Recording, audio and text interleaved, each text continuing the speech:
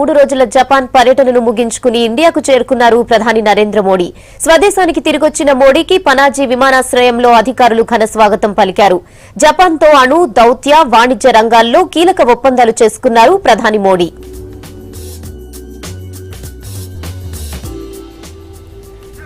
గోవా రాజధాని పనాజీలో జరుగుతున్న కార్యక్రమంలో ప్రధానమంత్రి నరేంద్ర మోడీ మాట్లాడుతున్నారు. ఇప్పుడు లైవ్ చూద్దాం. और उसके रास्ते कैसे खोलते हैं, हर योजना है। बाद में लक्ष्मीकांत जी ने भी इसको आगे बढ़ाया। जब मैं देखता था गृह आधार योजना, वार्षिक 3 लाख से कम आय वाले जो महिलाएं हैं उनको 1500 रुपये की मदद। देश में कई राज्यों को पता तक नहीं होगा कि गोवा में ऐसी योजना शुरू की गई। दयानंद सरस्वती सुरक्षा योजना सीनियर सिटीजन्स के लिए करीब 1.5 लाख सीनियर सिटीजन को इसका लाभ मिलता है, प्रति मास 2000 रुपये। ये सारी चीजें हिंदुस्तान में कहीं नहीं है भाइयों, ये गोवा में है। भाइयों बहनों, लाडली लक्ष्मी योजना गोवा और मध्य प्रदेश ने इसको प्रारंभ किया और 18 साल की बच्चियों को 1 लाख रुपया।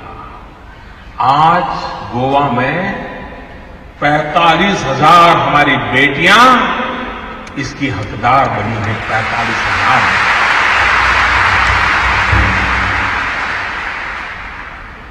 गोवा ने एक बहुत बड़ा काम किया। देखिए, मनोहर जी और लक्ष्मीकांत जी की दूरदृष्टि देखिए।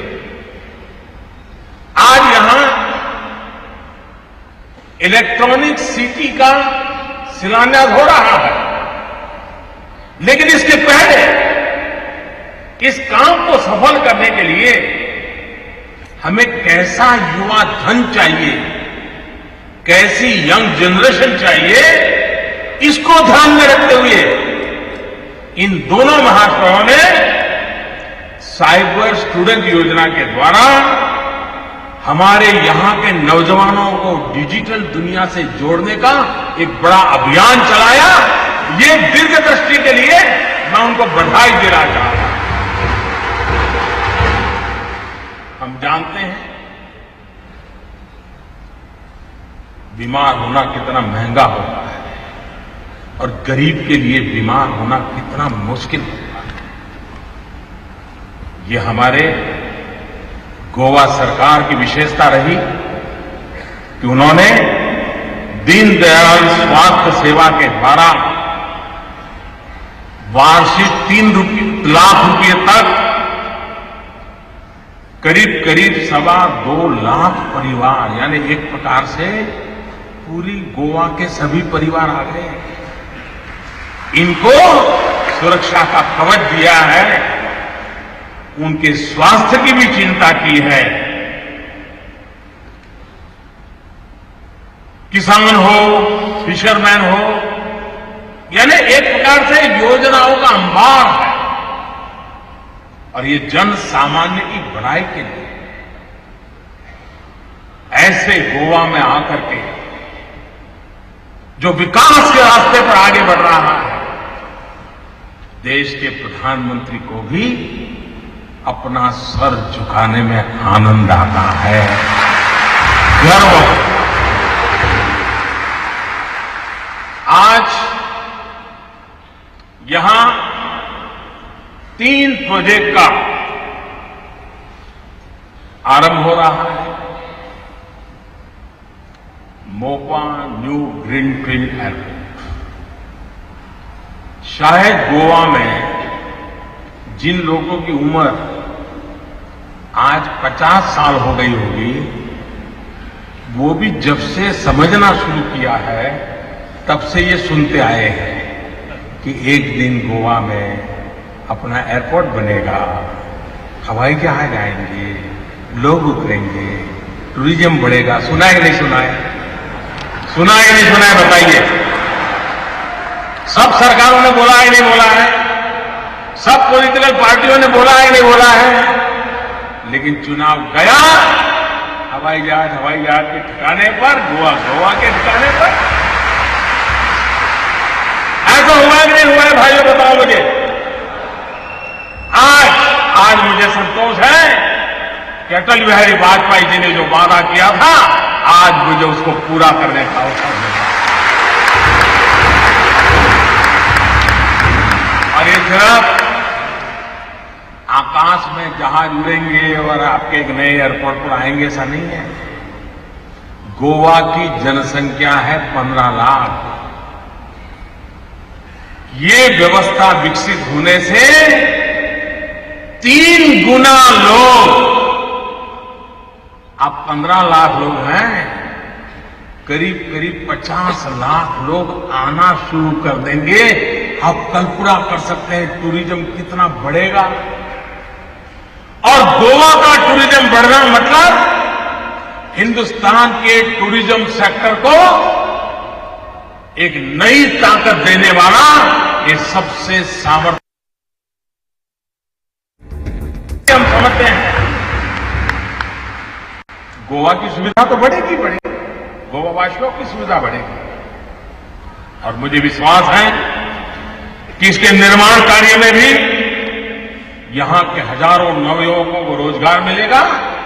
और निर्माण होने के बाद यहां की इकोनॉमी को, यहां के टूरिज्म को एक बहुत बड़ा अवसर इस गोवा को मिलने वाला है, ये मैं साफ देख रहा हूं।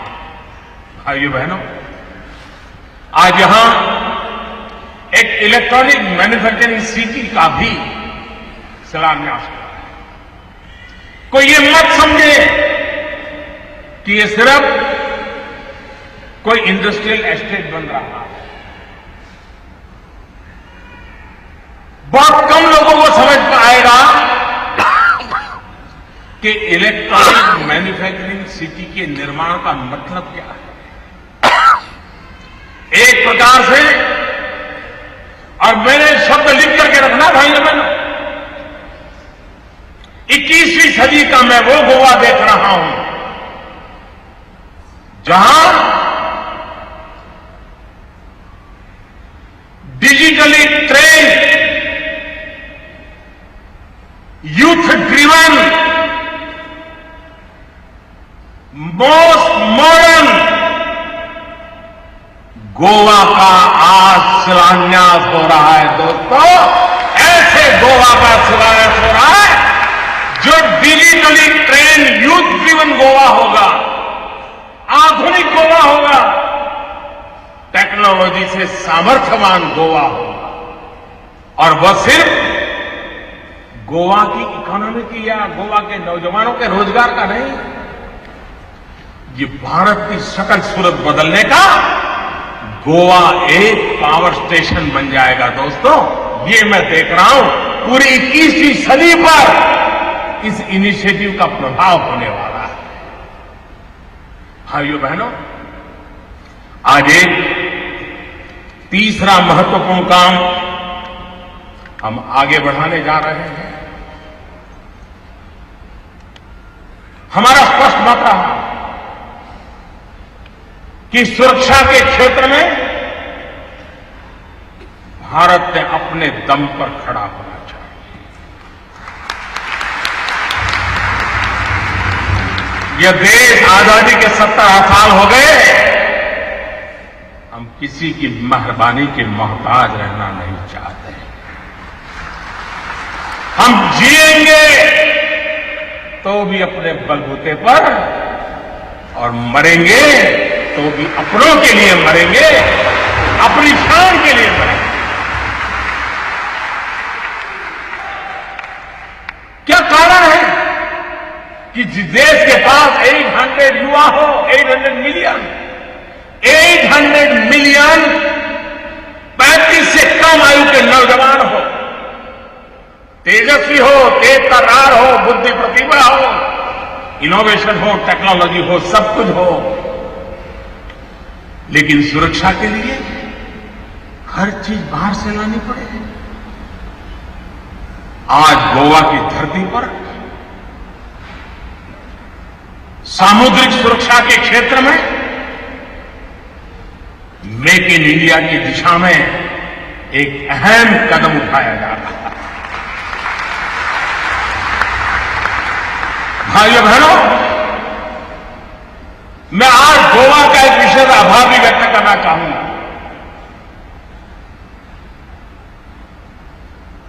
अकबर के विषय में कहा जाता है कि उसकी टोली में नवरत्न थे और उन नवरत्नों से, विशेषताओं से चर्चा अकबर के कार्यकाल की होती थी। मैं भाग्यशाली हूं कि मेरे टीम में अनेक रत्न हैं, अनेक रत्न हैं। और उस रत्नों में एक चमकता हुआ रत्न मुझे गोवा वालों ने दिया है। उस रत्न का नाम है मनोहर पर्रिकर। कई वर्षों के बाद देश को एक ऐसा रक्षा मंत्री मिला है जिसने 40 साल पुराने हमारे फौज की समस्याओं का समाधान करने के लिए दिन रात एक कर दिया। अगर मनोहर पर्रिकर जी का इतना पुरुषार्थ न होता, 40 साल से लटक रहा वन रैंक वन पेंशन का मेरे देश के लिए मर मिटने वाले जवानों का काम अधूरा रहा होता। मैं मनोहर जी को बधाई देता हूं और आपका आभार व्यक्त करता हूं कि आपने मुझे मनोहर जी दिए। ऐसा सामर्थ्यवान देश का कोई रक्षा मंत्री पिछले कुछ समय में ऐसा नहीं आया जिस पर कहीं न कहीं उंगली न हुई। आज हम तेज गति से निर्णय कर रहे हैं, विश्व के साथ समझौते कर रहे हैं, देश की सुरक्षा बढ़ाने के लिए आवश्यक फैसले कर रहे हैं। 2.5 साल हो गए रक्षा मंत्रालय पर कहीं से किसी ने उंगली तक नहीं उठाई।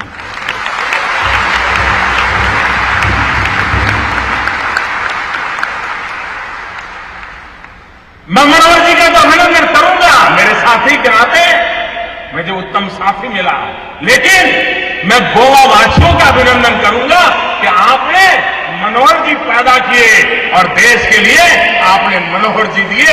मैं आपका अभिनंदन करूंगा।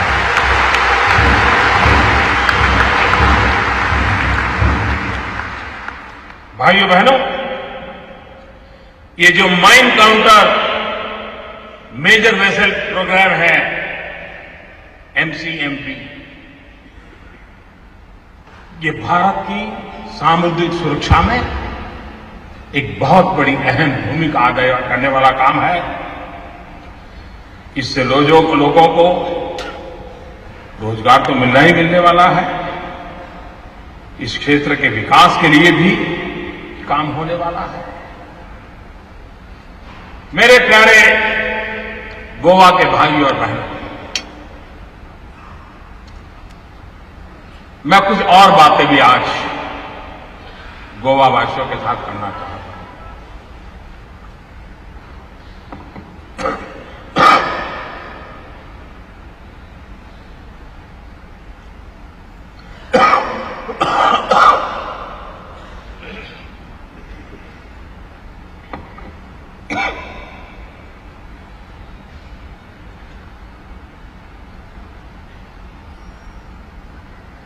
आठ तारीख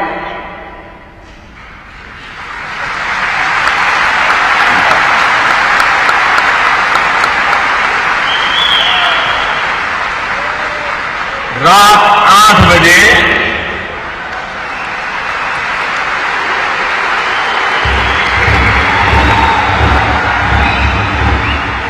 देश के करोड़ों लोग सुख चैन की नींद सो गए।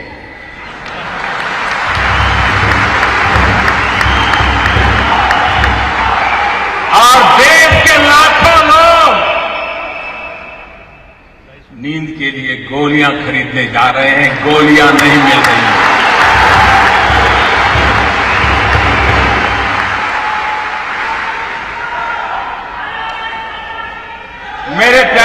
देशवासियों,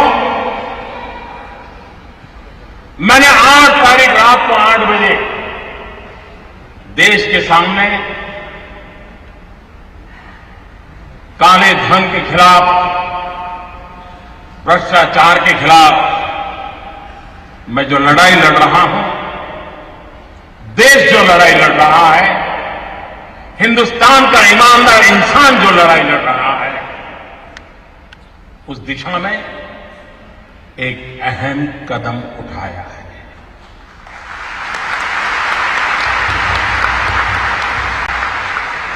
लेकिन कुछ लोग हैं जो अपने ही ख्यालों में खोए रहते हैं। वे अपनी नाप पट्टी लेकर के ही किसी को नापते रहते हैं और उसमें फिट नहीं होता है तो देखते हैं कुछ गड़बड़। अगर इस देश के अर्थशास्त्रियों ने, इस देश के पल्सिस को समझ करके एनालिसिस करने वालों ने ये पुरानी सरकारें, पुराने नेता, उनको नाप के तोलने के जो तराजू है, मेरे आने के बाद अगर बदल दिए होते तो ये दिक्कत नहीं आती।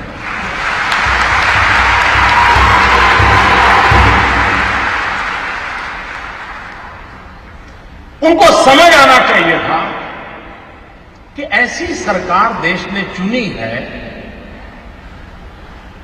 जिसके पास से देश की अपेक्षा है। आप मुझे बताइए भाइयों बहनों, 2014 में आपने वोट दिया था, भ्रष्टाचार के खिलाफ दिया था कि नहीं दिया था? आप मुझे बताइए, आपने एक काम करने के लिए मुझे कहा था कि नहीं कहा था? काले धन के खिलाफ काम करने के लिए आपने मुझे कहा था कि नहीं कहा था? आपने मुझे कहा था तो मुझे करना चाहिए नहीं करना चाहिए?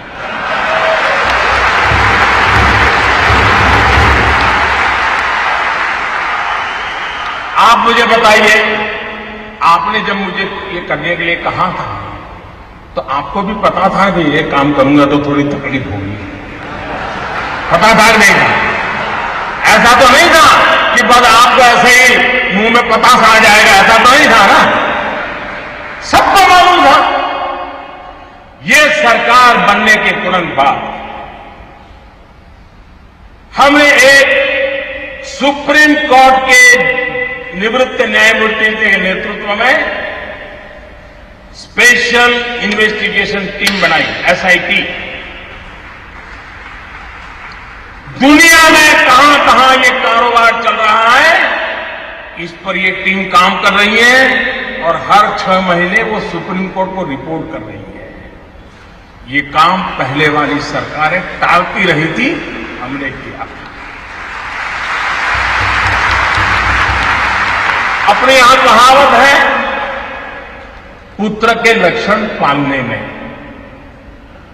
जब मेरी पहली कैबिनेट में पहले ही दिन ऐसा बड़ा कड़ा निर्णय करता हूं तो पता नहीं था कि मैं आगे करने वाला हूं। जी, मैंने छुपाया था क्या? कुछ नहीं छुपाया मैंने। हर बार मैंने ये बात कही है और आज मैं आपको इसका ब्यौरा दे रहा हूं। देश मुझे सुन रहा है। मैंने देश को कभी अंधेरे में नहीं रखा है, मैंने देश को कभी गलतफहमी में नहीं रखा है, खुल करके बात कही है और ईमानदारी से।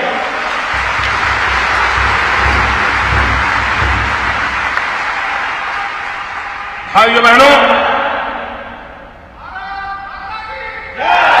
दूसरा जरूरी काम था, दुनिया के देशों के साथ पिछले 50-60 साल में ऐसे एग्रीमेंट हुए थे कि जिसके कारण हम ऐसे बंध गए थे कि हम कोई जानकारियां ही नहीं पा रहे थे। हमारे लिए बहुत जरूरी था कि दुनिया के देशों से पुराने जो एग्रीमेंट है उसमें बदलाव करें, कुछ देशों के साथ नया एग्रीमेंट करें। अमेरिका जैसे देशों को मैं समझाने में सफल हुआ कि आप हमारे साथ एग्रीमेंट कीजिए और आपकी बैंकों में आपकी बैंकों में किसी हिंदुस्तानी का पैसा है, आता है या जाता है, हमें तुरंत पता चलना चाहिए। ये काम मैंने दुनिया के कई देशों के साथ किया है, कुछ देशों के साथ अभी भी चल रहा है, लेकिन विश्व में कहीं पर भी भारत की चोरी लूट का पैसा गया है तो उसकी तुरंत जानकारी मिले, इसका प्रबंध पुरजोश तरीके से हमने किया है। हम जानते हैं, आपको भी पता है कि दिल्ली के किसी बाबू का ये गोवा में फ्लैट बना हुआ है ना? मैं गोवा के बिल्डरों से मेरी शिकायत नहीं है, उनका तो काम है मकान बेचना, लेकिन गोवा में जिसकी 7 पीढ़ी में कोई गोवा रहता नहीं है, वो पैदा हुआ कहीं और, काम कर रहा है दिल्ली में, बड़ा बाबू है, फ्लैट खरीदा गोवा में, किसके नाम? खुद के नाम खरीदते हैं क्या? औरों के नाम से खरीदते कि नहीं खरीदते लोग? हमने कानून बनाया, जो भी बेनामी संपत्ति होगी, दूसरे के नाम की संपत्ति होगी, हम कानूनन अब उस पर हमला बोलने वाले। ये संपत्ति देश की है, ये संपत्ति देश के गरीब की है, और मेरी सरकार सिर्फ और सिर्फ देश में से गरीबों की मदद करना मेरा कर्तव्य मानती है, और मैं उसको करके रहूंगा।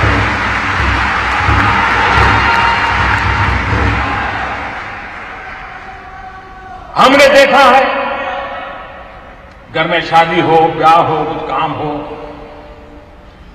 ज्वेलरी खरीदते हैं, बीवी का जन्मदिन हो, ज्वेलरी खरीदते हैं, कभी सोना खरीदते हैं, और ज्वेलर भी कोई बात नहीं, ले जाए साहब, थैला भर करके ले आइए, नहीं जाइए, न बिल देना, न लेना, न कोई हिसाब रखना, कुछ नहीं साहब। चल रहा था नहीं चल रहा था, सब कैश चलता था नहीं चलता था, ये कोई गरीब लोग करते थे क्या? ये बंद होना चाहिए नहीं होना चाहिए? हमने नियम बनाया कि 2 लाख रुपए से ज्यादा अगर आप गहने खरीदते हैं, ज्वेलरी खरीदते हैं, तो आपको आपका पैन नंबर देना पड़ेगा ही। इसका भी विरोध हुआ था, आप हैरान होंगे, आधे से ज्यादा पार्लियामेंट के मेंबर, आधे से ज्यादा मुझे यह कहने के लिए आए थे कि मोदी जी ये नियम मत लगाओ, और कुछ लोगों ने तो चिट्ठी लिखित में मुझे चिट्ठी लिखने की हिम्मत की है, जिस दिन मैं उसको पब्लिक में करूंगा, शायद पता नहीं वो अपने इलाके में जा पाएंगे कि नहीं जा पाएंगे।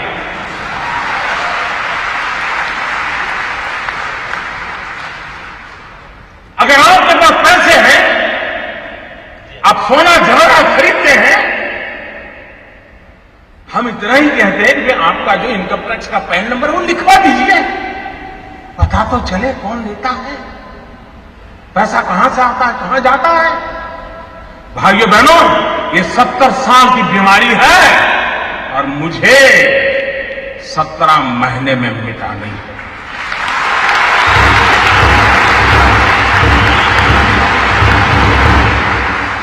भाइयों बहनों,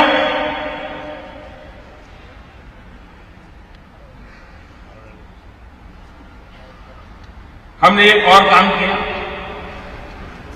पहले की सरकारों ने भी किया था।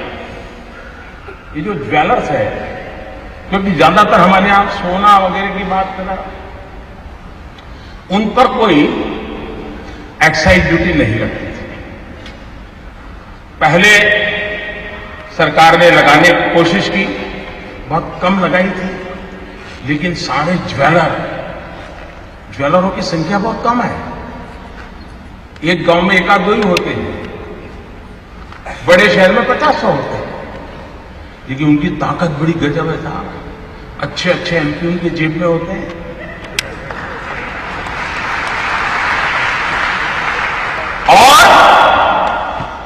ज्वेलरी पर जब एक्साइज लगाई तो मेरे को इतना दबाव आया, एमपीओ का दबाव, डेलीगेशन, हमारे परिचित साहब, ये तो सब इनकम टैक्स वाले लूट लेंगे, ये तबाह कर देंगे, ऐसे ऐसे बताते थे। मैं भी डर गया, यार मैं ये करूंगा पता नहीं क्या हो जाएगा। मैंने कहा ऐसा करो भाई, 2 कमेटी बनाते हैं, वार्ता करेंगे, चर्चा करेंगे।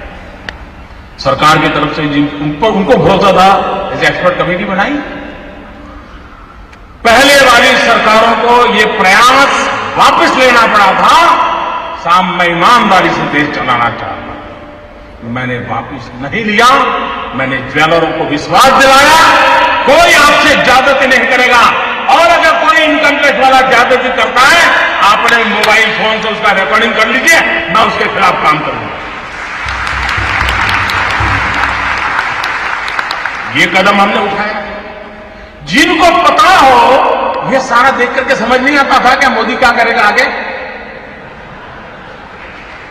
लेकिन अगर आप अपनी दुनिया में इतने मस्त थे कि और पॉलिटिकल पार्टी की तरह ये भी आकर के चला जाएगा, मैं भाइयों बहनों कुर्सी के लिए पा डालेंगे।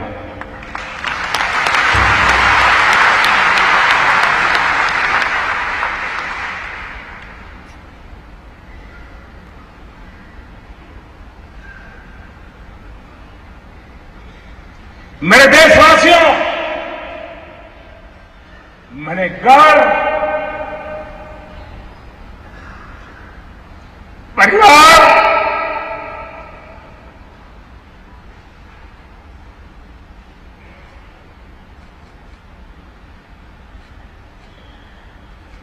सब कुछ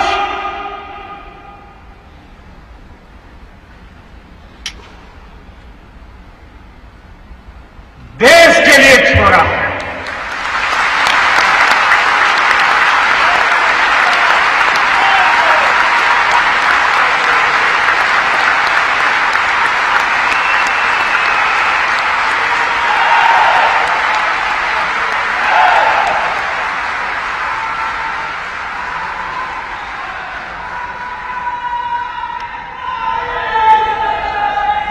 हमने दूसरी तरफ ये भी जोर लगाया,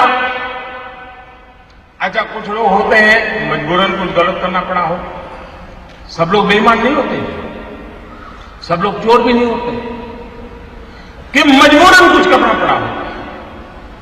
वे अगर उनको मौका मिले तो सही रास्ते पर आने को तैयार हो, और ये संख्या बहुत बड़ी होती है।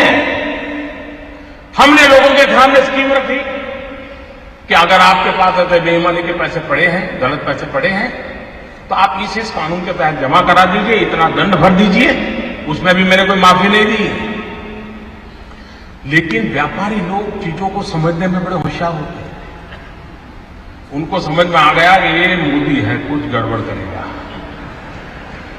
आपको जान करके खुशी होगी, आजादी के 70 साल में ऐसी योजनाएं कई बार आई, पहली बार 67,000 करोड़ रुपीज लोगों ने आकर के दंड समेत जमा कर दिए थे। और 2 साल में टोटल सर्वे के द्वारा, रेड के द्वारा, डिक्लेरेशन के द्वारा 1.25 लाख करोड़ रुपया जो कहीं हिसाब में नहीं था, तो सरकारी खजाने में जमा हुआ है। 1.25 लाख करोड़ का हिसाब आया। ये 2 साल में किए हुए काम का मैं हिसाब आज गोवा की धरती से पूरे देश को दे रहा हूं।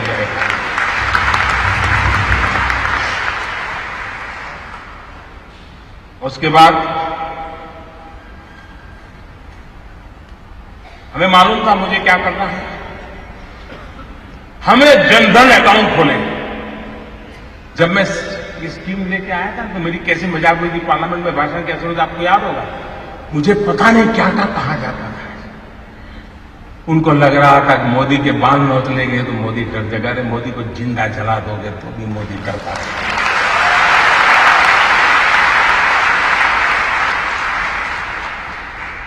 उसके बाद हमने प्रारंभ में आकर के एक काम लिया, प्रधानमंत्री जनधन योजना के द्वारा गरीब से गरीब का बैंक अकाउंट खोलना। उस समय लोगों को समझ नहीं आया कि मोदी बैंक अकाउंट खोला कर रहा है, अब लोगों को समझ आएगा ये बैंक अकाउंट का क्या फायदा होने वाला है। करीब 20 करोड़ से ज्यादा लोग गरीब लोगों के बैंक अकाउंट खोले और हिंदुस्तान में अमीर लोगों के जेब में बटवे में भांति भांति बैंक को क्रेडिट और डेबिट कार्ड होते हैं। गरीब तो बेचारा सोच ही नहीं सकता था ऐसा भी कोई कार्ड होता है, कार्ड से मिल जाता है, कुछ पता नहीं था उसको। भाइयों बहनों, प्रधानमंत्री जनधन योजना के लिए बैंक के खाते खुले ऐसा नहीं, इस देश के 20 करोड़ लोगों को हमने रुपए कार्ड दिया है, डेबिट कार्ड दिया है, और यह आज से 1 साल पहले किया हुआ है।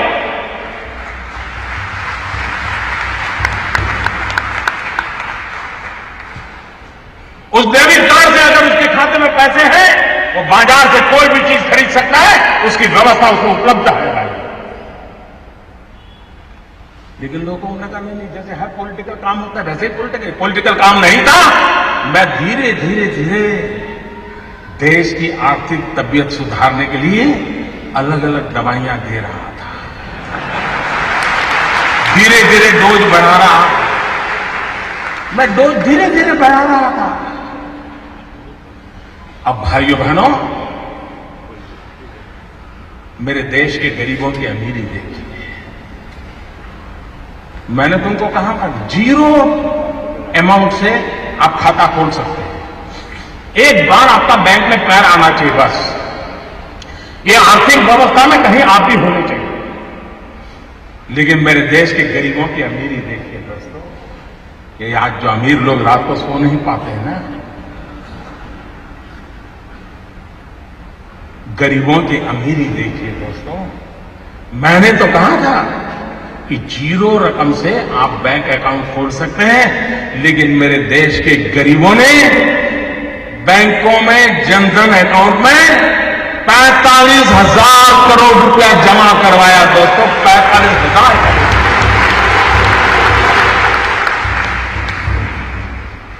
यह देश के सामान्य मानवी की ताकत को हम पहचाने। 20 करोड़ परिवारों को रुपए कार्ड दिया, फिर भी कुछ लोग मानते ही नहीं थे। उनको लगता था यार कोई राजनीतिक गोटी बिठा देंगे तो हो जाएगा मसला। हमने एक बहुत बड़ा सीक्रेट ऑपरेशन किया,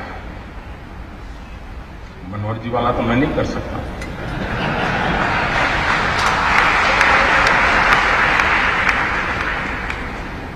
महीने से काम पे लगा रहा, एक छोटी विश्वस्त टोली बनाई, क्योंकि इतनी नई नोटें छापना, नोटें पहुंचाना बड़ा कठिन, चीजें छिपाना बड़ा सीक्रेट रखना, वरना ये लोग ऐसे होते हैं साहब, पता चल जाए तो साहब अपना कर लेंगे। और 8 तारीख रात 8 बजे देश का सितारा चमकाने के लिए एक नया कदम उठा लिया दोस्तों। और मैंने उस रात को भी कहा था कि इस निर्णय से तकलीफ होगी, असुविधा होगी, कठिनाइयां होगी, ये मैंने पहले दिन कहा। लेकिन भाइयों बहनों, मैं आज देश के उन करोड़ों लोगों के सामने सर झुकाता हूं कि सिनेमा के थिएटर पर लाइन लगाते हैं ना, वहां भी झगड़ा हो जाता है। मैं देख रहा हूं पिछले 4 दिन से हजारों लोग पैसों के लिए कतार खड़ा के गिर गए हैं, लेकिन हर एक के मुंह से एक ही आवाज आ रही है कि ठीक है, मुसीबत हो रही है, तकलीफ हो रही है, पैर दुख रहे हैं, लेकिन देश का भला हो। मैं आज सार्वजनिक रूप से बैंक के सभी कर्मचारियों का अभिनंदन करता हूं। एक साल में, मेरे शब्द लिखिए, एक साल में बैंक के मुलाजिम को जितना काम करना पड़ता है ना, उससे ज्यादा काम वो पिछले एक हफ्ते से कर रहा है जी, उससे ज्यादा काम।